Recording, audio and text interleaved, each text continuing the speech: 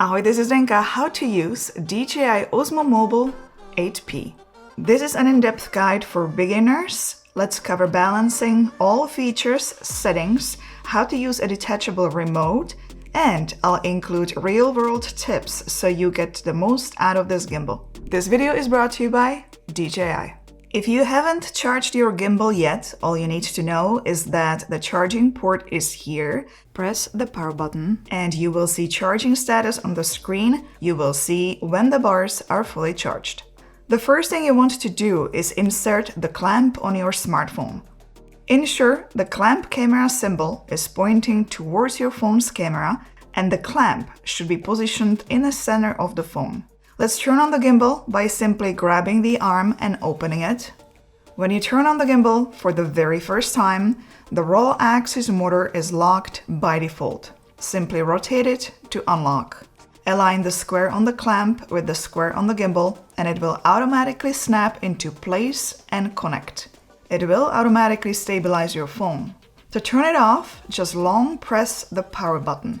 The gimbal will shut off and move into this position. Ready to be folded, just pull it down to fold. The gimbal has built-in tripod that you simply pull out like this. This one is good for filming indoors or on less windy days.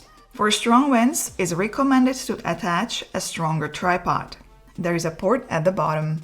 If you extend the built-in extension rod, make sure to adjust the pan motor to the level with the ground.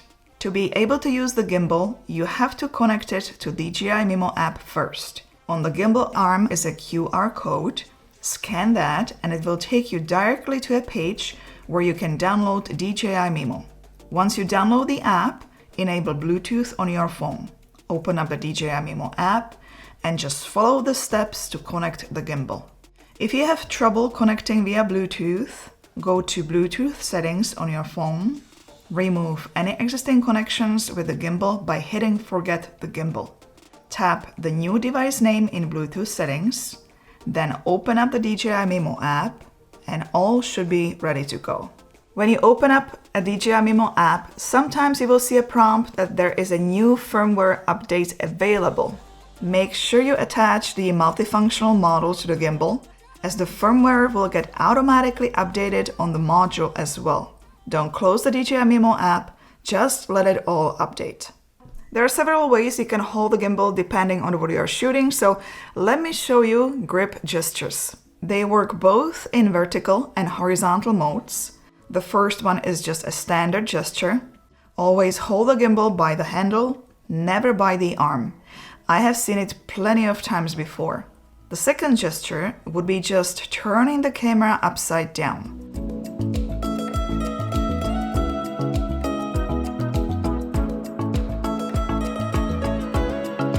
For low-angle shots, extend the selfie stick and bend the elbow towards you. This will allow you to film larger tilt movements.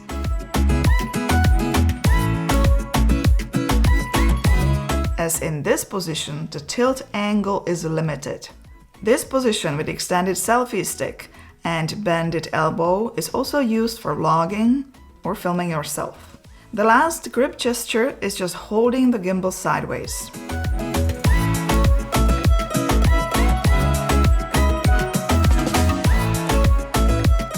What are all the buttons for? Let's start with power button. When the gimbal is folded, when the gimbal is off, press the power button one time to check the battery level. Solid red means that there is 1 to 25% battery charged, solid yellow 25 to 50%, and solid green is 51 to 100%. When the gimbal is unfolded and it's off, when you press one time, you will power on the gimbal. When you press it once, you will switch between the gimbal modes. If you press 3 times, you will enter standby mode. To exit standby mode, just press any button or swipe up the remote controller touchscreen. If you press and hold the power button, you will turn off the gimbal. The trigger in the back has several functions as well. Notice that the light is now solid green. When you press once, you will enable tracking. The green light will be pulsing. This applies to tracking with an AI tracker, tracking in DJI Mimo without an AI tracker, and Apple DockKit tracking in native camera app. To disable tracking, press once again. If you press twice, you will recenter the gimbal. If you press 3 times, the phone will rotate 180 degrees so you can film yourself with rear cameras. There are also 2 functions when it comes to gimbal modes, but I will cover that a little bit later in a gimbal modes section. There are 2 ports on the roll motor. This one, USB-C port, is for attaching multifunctional module or DJI OM fill light, which is sold separately. The other port is for mounting counterweights to help balance the gimbal when the phone has a heavy lens module. The shutter button has several functions as well. Press once to take a photo, start or stop recording, and video in the DJI Mimo app. When you are, for example, in a gallery, when you press once, it will take you back to the camera view. If you are recording a video and press twice, it will take a photo during recording. This works only in the DJI Mimo app. If you are in photo mode, if you press and hold, you will enable burst mode. The burst mode also works in native camera app. The joystick controls gimbal movement in all directions. If you push the joystick twice to the side, it will automatically rotate continuously. To stop the rotation, just double press the trigger. When you remove the remote controller, the joystick will function as a trigger at the back of the gimbal. If you press once, you will enable or disable tracking. Press twice, you will recenter the gimbal. And if you triple press, the gimbal will spin around. When you press the function button on the side of the remote once, you will switch between joystick controls gimbal and joystick controls zoom. The same thing happens if you press twice. When you select the zoom mode, you can zoom in and out in the DJI Mimo app if you press up or down. If you quickly push up or down, you will switch between default zooms. If you have the remote detached and you long press the function button, you will power on or off the remote independently. In case you ever need to reset the Bluetooth connection to pair the gimbal with the phone again, press the joystick and shutter button at the same time and hold for more than 2 seconds. Do me a favor, if you are getting value out of this video so far, please give it a thumbs up and consider subscribing, as it really helps the algorithm and I will be able to create more tutorials like these. Thank you very much for your support. Let's continue with explaining everything you see on the remote controller touchscreen. If you see this, you need to unlock the screen first. Simply swipe up. The first icon on the top left shows the connection status between the gimbal and the phone. It shows the Bluetooth connection. Right next to it is tracking status. When it is solid, it means that the tracking is available. When you enable tracking, by simply pressing the trigger in the back once, the icon will be blinking, just like the green ring light above it. This refers to any tracking, whether you are using the multifunctional module, DJI Mimo tracking, or tracking via Apple DockKit. If you don't see the icon on the screen, just press the trigger to enable tracking, and the light will be back on together with this icon. If you tap the battery status on the top right, it will show you how much battery is left on the gimbal and removable remote. Now that I explained indicators, let's move on to the first icon that takes us to gimbal modes or follow modes. The first one is pan and tilt follow mode, which is also set by default. Both pan and tilt motors are unlocked, so it will give you smooth movement to the sides or up and down.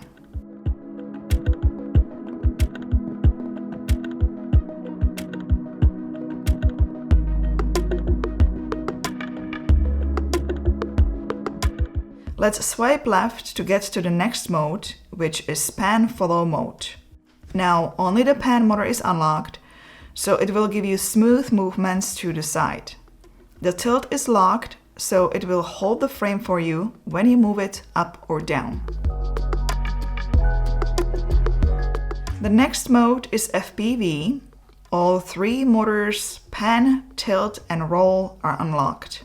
Think of it as an airplane mode.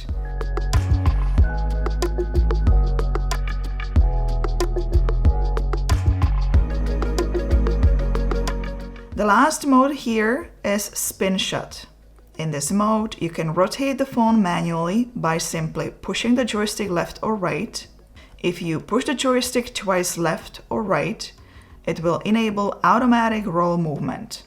The movement will stop when it reaches the maximum angle. There is one more mode, and that is lock mode. You will enable it by pressing and holding the trigger at the back. The lock mode will be enabled, and you will get an option to tap on the screen to keep it locked. This is perfect for filming with a monopod, for example, when you cannot hold the trigger. Now, when you move the phone around in lock mode, the framing will always stay the same as all motors are locked. To unlock, tap on the screen to unlock or let go of the trigger. When you are filming some fast movements, you can enable fast mode. For example, in PTF mode, press the trigger once, press again, and hold. Now the gimbal follows very fast. So these were gimbal modes. Let's move to the next icon. Rotate 180 degrees. When you press that, the gimbal spins around. You don't need to press the trigger 3 times. You just tap on this icon to get that move. The bottom left icon lets you switch between photo and video mode in DJI Mimo app. The center icon switches between filming landscapes and portrait video. And the last icon lets you switch between filming with front and rear cameras in the DJI Mimo app. Whenever I mention the DJI Mimo app, that means that the function is only available there. Let's swipe down to get to the control center. The first icon controls fill light on the multifunctional module or DJI OM fill light. Here you can turn on the light, adjust color temperature and brightness. The reset Bluetooth icon is next to it. All you need to do is follow the steps displayed on the screen. When you remove the remote controller from the gimbal, this bottom icon will be enabled. It will allow you to switch remote controller connection so you can connect it with another Osmo Mobile 8P gimbal. The device will show up here and then you can just tap to connect. The last icon takes you to settings. Display settings are first. Here you can adjust the auto lock to longer times or never. The default is 30 seconds. You can adjust brightness, and this icon on the top right lets you rotate the screen to your preferred view. Let's go back. Active track indicator can be disabled here, and that will be the ring light. This is useful if you are filming at an event, for example, where you don't want to disturb with the light. Reset gimbal parameters are below. Reset remote controller parameters are next. Language, device info, firmware version, and compliance info. Let's close this and swipe up to pull out gimbal settings. The first icon takes you to the gimbal following sensitivity. The choices are slow for slow cinematic shots, medium, fast, and custom, where you can set your own following speed. Joystick settings are next. Here you can choose from slow, medium, fast, and custom. By default, the joystick is set to free control. The other option is horizontal, vertical. The last setting lets you invert direction. The icon below on the right will take you to gimbal status. If you see the green icon, all is good. It's excellent. If you see orange, that means it's poor. And if you see red, it's extremely poor. So if you don't see green, tap on this icon to correct it. Manual balancing will take you first to auto calibration. And if you still see that the gimbal is not balanced perfectly, you can adjust it manually here. Below is where you can go straight to auto calibration, and the last option takes you to horizontal adjustment. Creative Capture icon takes you to automatic camera movements. I already explained that some of them can be enabled with buttons such as joystick. Push twice to the side to enable automatic 360 rotation in PTF, PF, and FPV mode.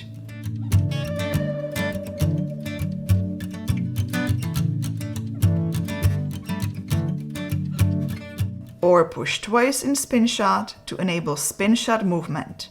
It's much better to enable these shots here in the menu as it offers more control. The first creative mode is spin shot. Here you can select direction and duration, where you can choose between 5 to 20 seconds.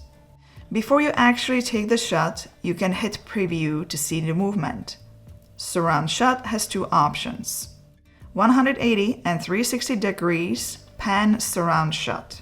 This shot can be taken in both vertical and horizontal mode depending on how you set the gimbal.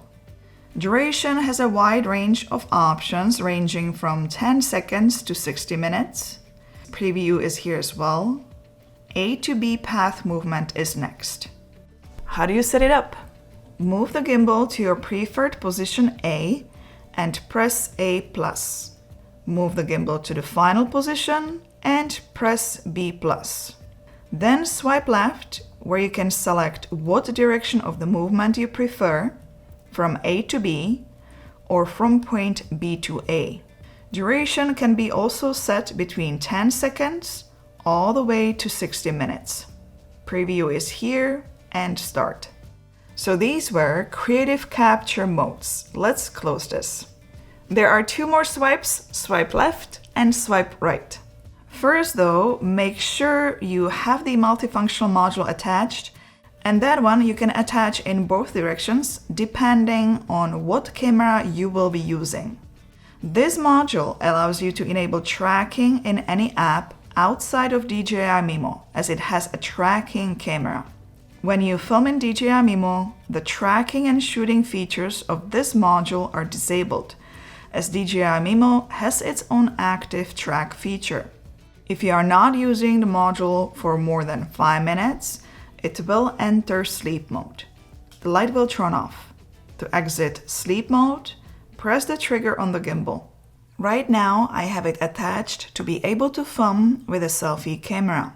Let's swipe right, and now I can see myself through the camera on multifunctional module.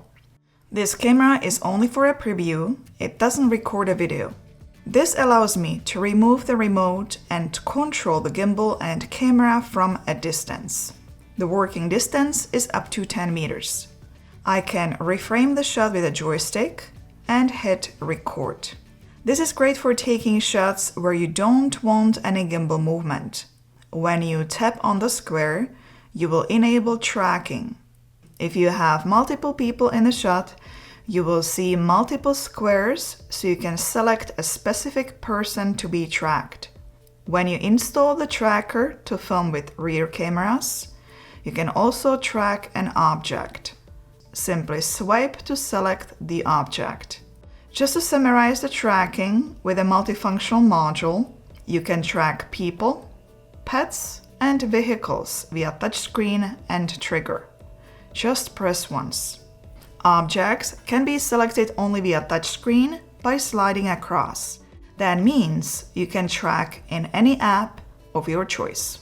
If you want to reframe the tracking, you just move the joystick. This little icon on the bottom left takes you to active track settings. The first one is composition. By default, centered is enabled.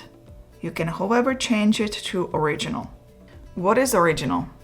When you stand in a certain position and enable tracking, it will register that position, and then if you want to move it further, you can do that as well.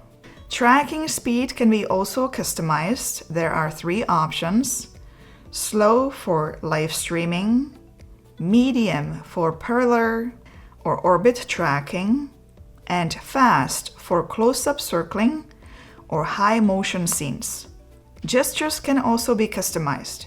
By default, when you show a palm gesture, you can enable or disable tracking, and if you show a peace sign, you will start or stop recording.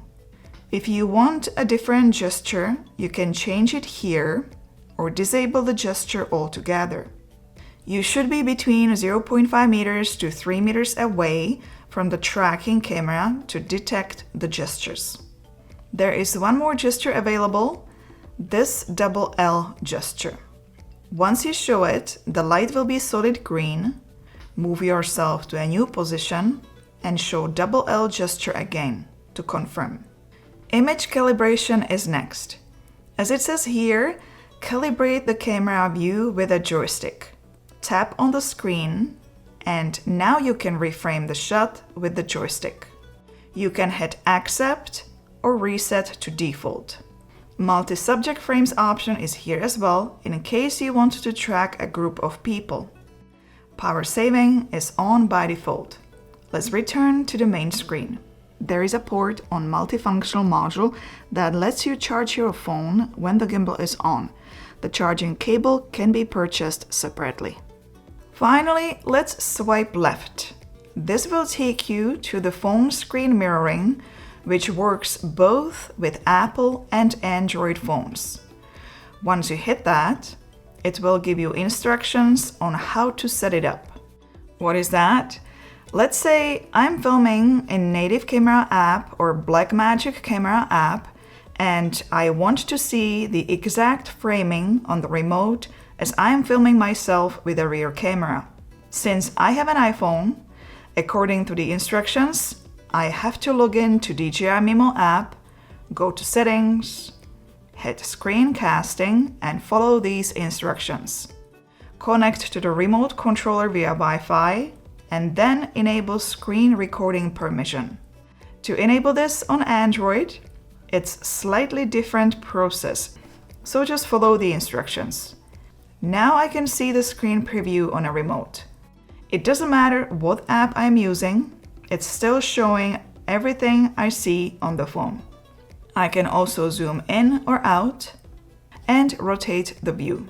The next feature applies to Apple users only, which have iPhone 12 series and later, with iOS 18.5 and later. There is one more way you can track, and that is via Apple DockKit. To pair it, stay on the home screen, make sure you have Bluetooth and NFC enabled, open up the gimbal to turn it on, and touch the phone's NFC area. Once you see the pop-up window, follow all instructions. You don't need the multifunctional module, so remove it. Attach the phone, you should see a nod, which means that the pairing is successful. Once you open Native Camera app, tracking will automatically start once you appear in the frame or other subject if you are filming with rear cameras. To disable or enable tracking again, press the trigger once. If your phone is paired with Apple Watch, you can use the Camera Remote app to control tracking and shooting. Another note when it comes to Apple Watch. Once you install DJI Mimo, you should be able to see it on your watch too. You will be able to view the camera feed, control the gimbal, and enable active track. I would also like to mention that the DJI Mimo app has changed with this gimbal. It has been upgraded. If you go to settings, you have things here such as teleprompter, and if you go to more settings, all gimbal, active track, and general settings are here.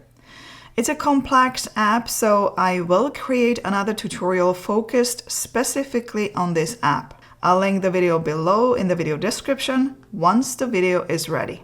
Give it a thumbs up if you found this video helpful, say hello in the comments, and I'll see you in one of those next. Ciao, ahoj!